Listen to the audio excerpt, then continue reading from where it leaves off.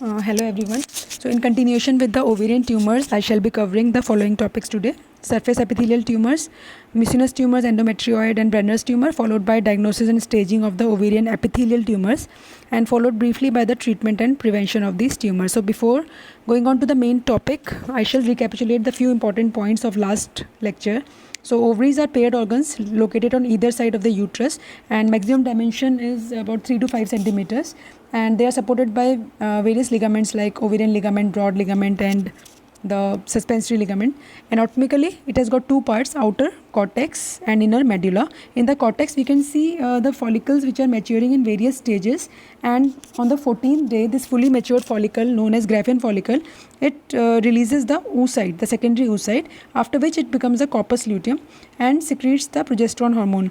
So function of ovary is to release sex hormones, estrogen and progesterone, and histologically it has got two parts. One is outer epithelium. Outer epithelium is also known as coelomic epithelium or Mullerian epithelium, composed of low cuboidal epithelium, and the inner part is stroma. This is stroma, and stroma is composed of cells like fibroblast.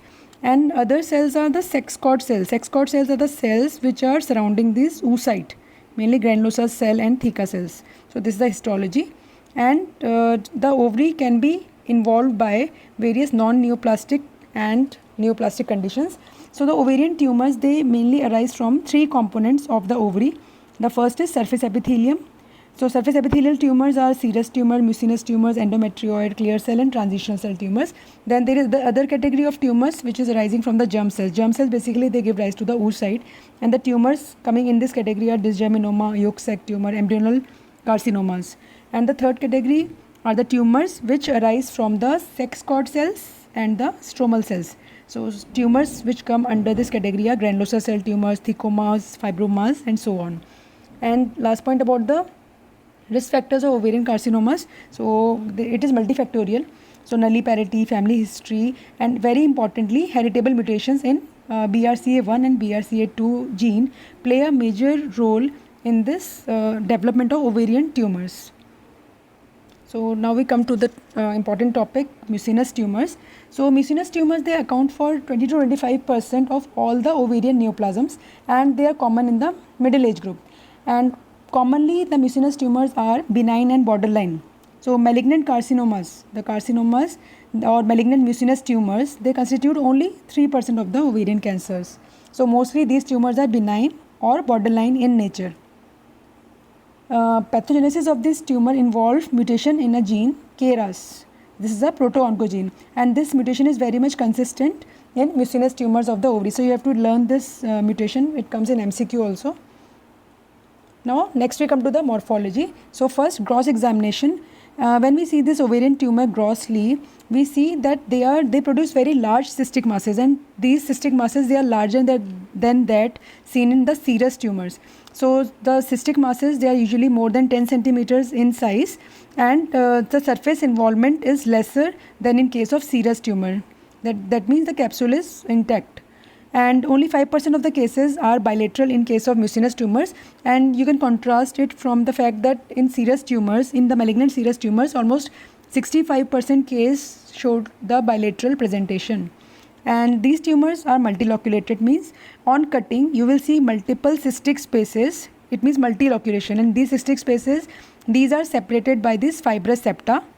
This is multiloculated tumor, and these cystic spaces, they are filled with sticky gelatinous fluid, mucinous fluid. So again here you can contrast it from the features which were seen in the serous tumors. In the serous tumors, they were unilocular or multilocular, and they were filled with the serous fluid. Serous means watery fluid, and here it is filled with gelatinous fluid. So from the gross examination we can give an idea that this tumor can be mucinous or this tumor can be serous, but definite diagnosis will be given only on histopathology. Then this gelatinous fluid or mucinous fluid is rich in glycoproteins. And other important point is that I have already told you in the last class that these tumors, they are classified into three categories: benign, borderline and malignant. In the benign tumors, there is little bit of proliferation, but all the cells are basically bland. They are benign in nature. While in the malignant, in the gross examination, there is more of solid component. In microscopy, there will be marked pleomorphism, marked atypia, And in the borderline tumors, they are like a gray zone. They come in between benign tumor and malignant tumor. So likewise, in this malignant mucinous tumors, we will see more solid components than in case of benign or borderline mucinous tumor. So this was about the gross morphology of the mucinous tumor. The important point are they will produce larger cystic masses than the serous tumor with lesser surface involvement than serous tumor, and they are multiloculated tumor filled with gelatinous fluid. This is most important. Now see, this is a gross picture of a ovarian tumor. This is a ovarian tumor. This is the outer capsule. This is the outer capsule. And on the arrowheads, you can see there are multiple cystic structures. Again, these are also cystic structures. And these structures, they are filled with the gelatinous fluid. You can see this bluish grayish thing inside these cystic spaces. So this is the cut open surface of the ovary and showing multiple cystic spaces which is filled with gelatinous material. Now see another image. Again, this image has got both the solid areas. These are the solid areas in the black arrowheads, and in the green arrowheads you can see these are the cystic areas. Cystic areas means empty spaces. These are like spaces which are filled with gelatinous material. See this mucinous material, you can appreciate. Again, see this grayish thing inside this cystic area. These are the mucinous secretions. So this is cystadenocarcinoma. So it is a neoplasm predominantly solid, but some mucin containing cystic spaces can still be appreciated. So on gross examination, we can give the provisional diagnosis that it can be a mucinous carcinoma because it has got more of solid areas, but still the definite diagnosis will be given on histopathology, that is the microscopic examination. So let's see what we see in microscopy. So the microscopy is different in benign, borderline and malignant cases. So first of all, benign mucinous tumors. So benign mucinous tumors, the cyst lining will be composed of tall columnar epithelial cells which contain mucin. So here you again compare it with the serous tumors. In the serous tumors, their lining was tall columnar ciliated epithelium. So here there is a striking difference that this is tall columnar mucin secreting epithelium which lacks cilia. There is no cilia. If cilia is there, then it comes in the category of serous tumors. Now in borderline tumors, the epithelium will show stratification, that is multi-layering. It will show tufting and it can show mild atypia, but there will be no stromal invasion. Now see in this picture, this is the basement membrane, this is the stroma, and again this is the tall columnar epithelium mucin containing without any cilia. And this is the glands which is present inside the stroma, but this is absolutely benign gland. Lining is absolutely benign. Now see another picture. This is a higher power picture. See, this is the basement membrane and this is the lining of the cyst composed of tall columnar epithelium. How do we identify tall columnar epithelium? It has this basal nuclei. They are elongated cells with this basal nuclei. The polarity is maintained, and this grayish bluish thing in the cytoplasm, this is mucin. So this is mucin containing tall columnar epithelium which does not have any cilia. So this is the lining of the benign mucinous tumors. Now this next picture, it is again of benign mucinous tumor. This is the wall of the cyst which is lined by tall columnar mucin secreting epithelium, and in the stroma you can see these glands, but these are absolutely benign glands. So they are formed by the invagination of this epithelium into the stroma. So this is a benign mucinous tumor, and or we can also call benign cystadenoma. Now next, these are the mucinous carcinomas. So what you will see in mucinous carcinomas, the architecture will be complex and there will be glandular growth which is confluent. There will be a lot of glands which will be proliferating inside the stroma, and all these glands, they are lined by this atypical epithelium. So lining epithelium is composed of tall columnar mucin secreting epithelium. So since they are secreting mucin, so they resemble the intestinal epithelium in majority of the cases, and in minority of the cases they resemble the endocervical epithelium. So in mucinous cystadenocarcinomas, intestinal type epithelium is more commonly seen with interspersed goblet cells, Paneth cells, neuroendocrine cells. Then the glandular cells, they will show on higher power, we can see that they will show marked atypia and pleomorphism. So in this picture you can see, in first this picture, See, this is the cyst, the wall of the cyst, which is lined by tall columnar mucin secreting epithelium. Here the cells, they are showing hyperchromatism, pleomorphism, and lack of orientation also. And these cells, they are also seen in the stroma forming glands, and again the lining is atypical, and stratification is seen here, and nuclear pleomorphism, loss of polarity and all. So this is mucinous cyst adenocarcinoma. And again in this higher power view, you can see these are the tumor cells, and these are having vesicular chromatin, prominent nucleoli, nuclear pleomorphism they are showing. Another important point is that if invasion is present here, if it is more than 10 millimeter square, we label it as mucinous cyst adenocarcinomas. But if this invasion is less than 10 millimeter square and the dimension of that invasion is less than 3 millimeters, then it is called microinvasive carcinoma. And if there is presence of atypia, marked atypia, but there is no invasion, then we label it as intraepithelial carcinoma, which will act as a precursor lesion for the invasive mucinous cyst adenocarcinoma. So these are the important points regarding the microscopy of mucinous carcinomas. Now regarding the spread of these tumors, so distant metastasis is rare, but if it is present, then it is usually fatal in that patient. Now, an important term which is generally asked in the viva and also in the MCQs is pseudomyxoma peritonei, also known as jelly belly, means jelly in the belly. So what happens in this?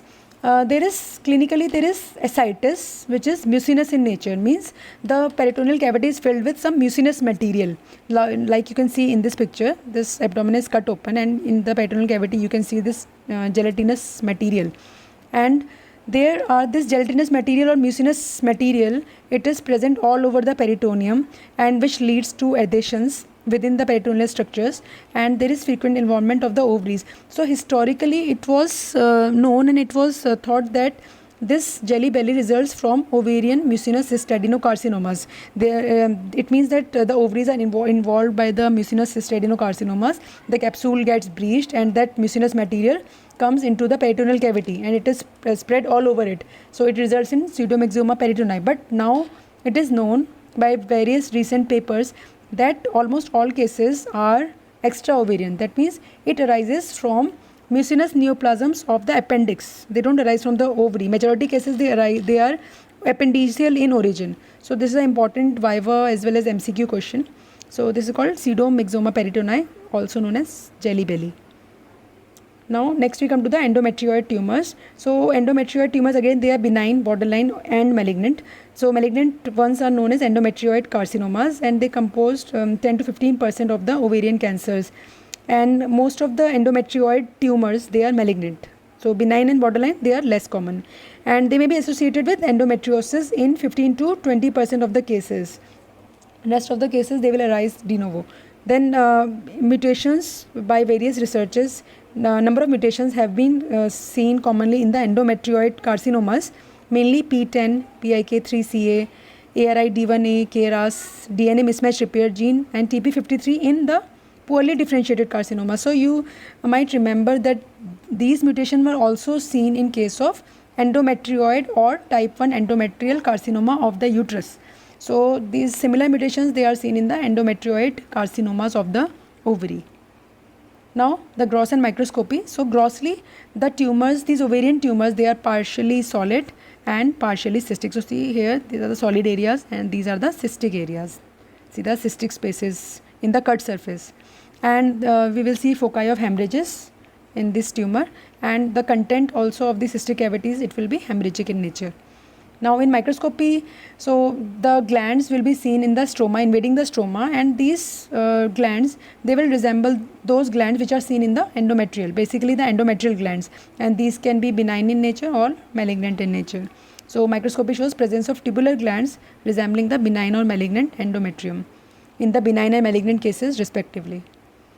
Now next tumor is Brenner's tumor, also known as transitional cell tumors. So these tumors, they are called transitional cell tumors because they contain epithelial cells resembling the urothelium. So you know that like in bladder, urinary bladder, the lining is that of transitional cell. It is also known as urothelium. So that type of epithelial cells are seen in this tumor. So it is called transitional cell tumor.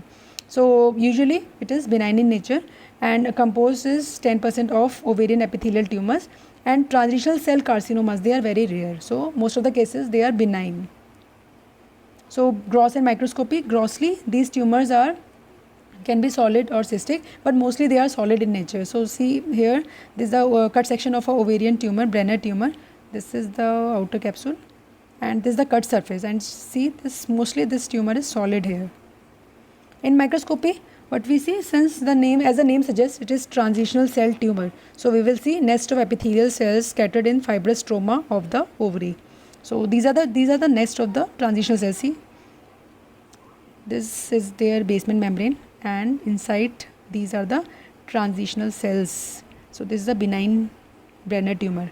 See, again this is a nest of transitional cell, and you can see this is a stroma, and it is very fibrous in nature, showing numerous fibroblasts.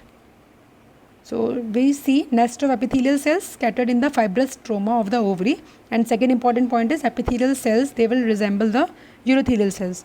So see another picture, this one. Again, the stroma is fibroblastic. See these cells, these spindle shaped cells, elongated, these are the fibroblasts, and in between this stroma you see there is a single nest of transitional cells. So this appearance will make you remember the epithelium of urinary bladder or the urothelium. So these are called transitional cell tumors. Now this I have discussed in the last lecture also, the staging of the ovarian cancers. So depends on how much the cancer has moved beyond the ovary, it is spread, how much it has spread beyond the ovaries. So if it is limited to the ovary 1A, then both the ovaries, the staging is upgraded. Then if the capsule is not intact, then again the staging is upgraded. In the second stage, it is the tumor is limited to the pelvis, and in the third stage it will go beyond the pelvis into the abdomen, and metastatic deposit will be seen in the abdomen.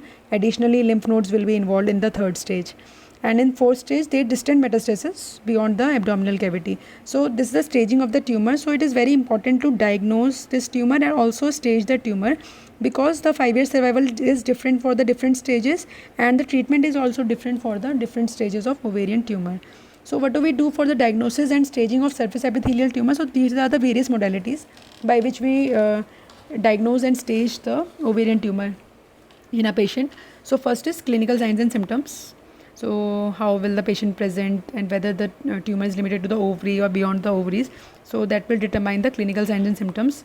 Then next is radiological investigations like ultrasound. Ultrasound will tell us about the characteristic, the size of the ovarian tumor, the internal complexity of that ovarian tumor. Then CT, MRI are further used in the staging. We see whether the tumor is involved one ovary or both ovary, or it is spread beyond the ovary into the abdomen, into the peritoneum, whether there are deposits on the omentum or any organ is involved. So radiological investigation is done for the diagnosis as well as for the staging, how much the tumor has spread beyond the ovary. Then you do the CA125, CA levels. These are glycoproteins which are raised in case of surface epithelial tumors. Now CA125 is seen raised in serous tumors, Brenner's tumor, transitional tumors, and clear cell tumors especially, while CA is seen raised in the mucinous tumors. CA125 is not that specific for the mucinous tumors.